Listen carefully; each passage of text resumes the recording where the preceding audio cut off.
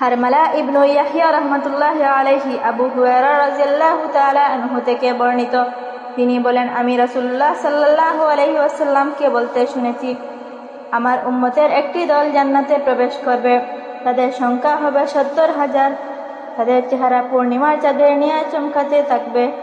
আবু হুরায়রা রাদিয়াল্লাহু তাআলা আনহু বলেন, তখন উকাশা ইবনু মিহসান আসারি দাঁড়ালেন, তার গায়ে একটি চাদর ছিল।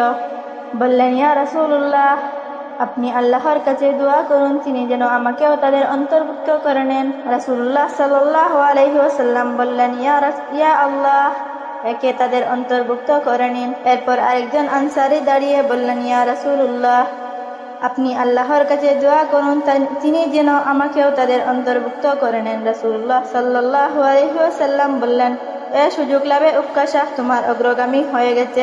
Islamic foundation 415, Islamic centre 429।